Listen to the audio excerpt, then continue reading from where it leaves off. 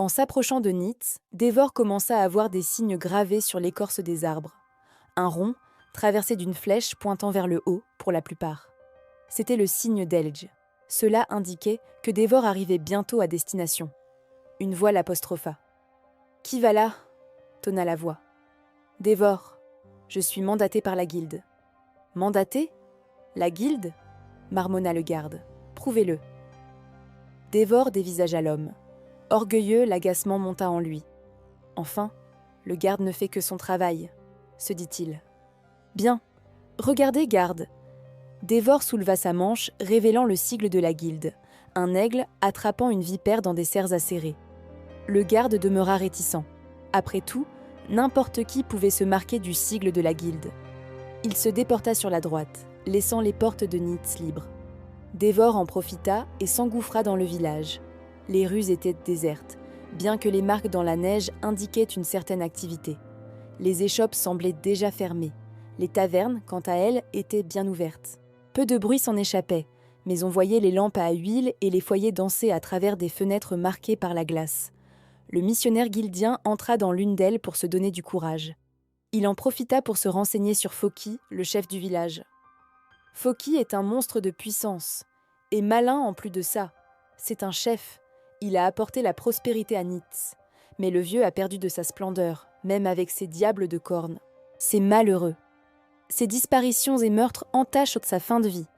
L'homme qui parlait semblait avoir vécu déjà 60 hivers.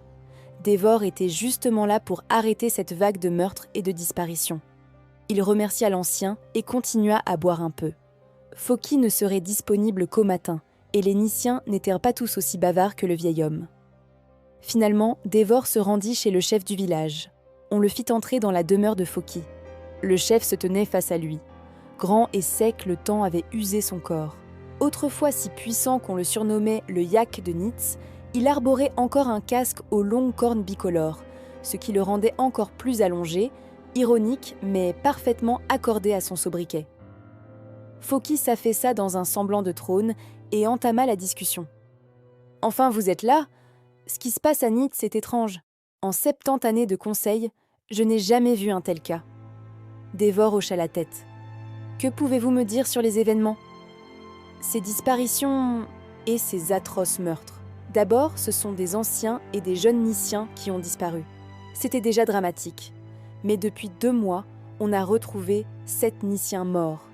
Ils étaient pourtant capables de se battre, de se défendre. Et puis ces scènes, complètement éviscérées, le foie et le cœur manquant à chaque fois. » Dévore ne dit rien. Il observa Foki attentivement, l'invitant à poursuivre. « Nous n'avons rien trouvé qui puisse indiquer quel genre de monstre a fait ça, humain ou non. En tout cas, ce n'est pas une bête normale. Les blessures ne ressemblent ni à des crocs de loup, ni à des griffes d'ours. Et ces organes manquants, quelque chose a-t-il changé récemment ?» Le chef prit un instant pour réfléchir.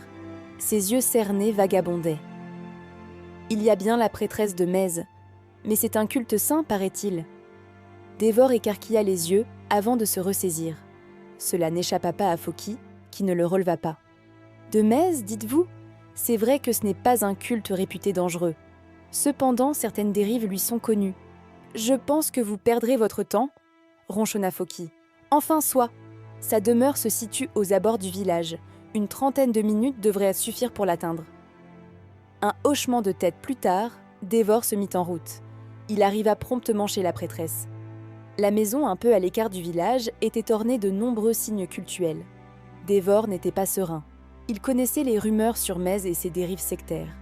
Il n'avait pas tout expliqué à Foki.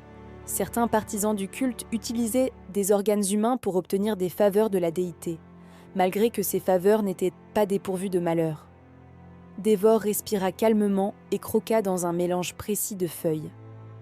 En quelques minutes, son corps se raffermit, sa poigne se renforça et son rythme cardiaque se stabilisa. Sa perception s'améliora également. Puis il sentit une odeur nauséabonde. Ses peurs étaient infondées. Il frappa à la porte. Elle explosa contre lui dans un fracas assourdissant. Le bois vola en éclats. Dévore tituba puis retrouva ses appuis. Une humanoïde pâle se tenait devant lui, menue et pourtant capable d'avoir pulvérisé une porte de chêne massif. Elle se retourna. Son regard noir, vidé de toutes émotions, vida celui de Dévore. C'était certain, cette chose n'était pas humaine en ce moment. Un cri strident retentit. Sa gueule s'ouvrit, révélant une rangée de dents acérées. Elle fonça sur Dévore habilement. Ses pas étaient là semblables à des bonds. Elle se déplaçait avec volupté, en dépit de sa forme monstrueuse. Dévore dégaina son épée et parvint seulement à dévier l'attaque. En plus de ses crocs, ses ongles ressemblaient à une dizaine de couteaux affûtés. Il le savait, s'il se faisait toucher trop gravement, il serait mort en quelques secondes. La créature bénie ou maudite, selon chacun, chargea de nouveau. Elle entailla le flanc de Dévore. Il répondit en lui tranchant une main. Furieuse, elle rugit encore. Dévore de son côté toussa quelques gouttes de sang. Il regarda une seconde son flanc, puis releva la tête face à la créature hurlante. Il perdrait ses forces dans quelques instants. Il attaqua avec ce qui lui restait. Le coup fut esquivé. La créature tenta de mordre son cou. Ses crocs tranchants étaient à quelques millimètres. Dévore se jeta en arrière, repoussa ce qu'il restait de la prêtresse d'un coup de pied. Elle tituba de quelques pas, même pas 1 mètre. En un instant, elle se resserviaisit et d'un bond, elle se projeta à l'assaut. Dévore se retrouva sous la créature et lâcha son épée, qui tomba hors de portée. Dévore attrapa ses bras menus, mais néanmoins puissants. Tous deux résistaient à force quasi égale. Par instants, les bras de l'un ou de l'autre reculaient. Dévore profita de ce moment de faiblesse. Il lâcha un bras de la prêtresse et au corps à corps, parvint à trancher le cou de la créature à l'aide d'une dague dissimulée dans le cuir protégeant ses avant-bras. Le monstre tenta d'endiguer le saignement. Dévore saisit son épée tombée et l'acheva. Le monstre se métamorphosa alors. Ses dents aiguisées se rétractèrent, les griffes affublées à ses mains également. Sa peau reprit un teint plus chaleureux, cependant, la prêtresse qui gisait là était bien morte. Elle portait à son cou un pendentif bleu foncé, sans doute du saphir.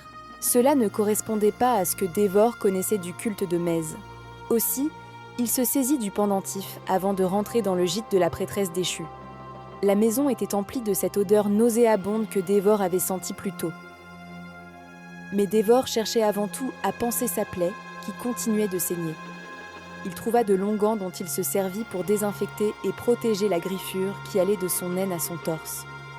Heureusement pour lui, la blessure n'était pas trop profonde. Il prit son couteau, fit une petite coupure dans un vêtement qu'il trouva, le déchira en poussant un soupir de douleur et construisit un bandage de fortune. Dévore ne se sentait pas de rester ici trop longtemps malgré sa blessure. Aussi, il entreprit de fouiller la cabane. Un foyer était allumé, au-dessus duquel se trouvait une marmite. Dévore s'approcha et ne put s'empêcher de déglutir en voyant des cœurs déjà décomposés dans ce semblant de soupe. Cette prêtresse vouait un culte obscur à sa déesse, qu'elle soit Mèse ou une autre divinité.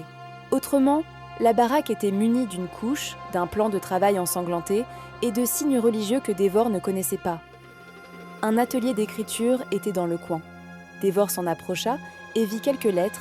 Merci d'avoir regardé la vidéo. Si elle vous a plu, aimez-la et abonnez-vous pour ne pas manquer la suite.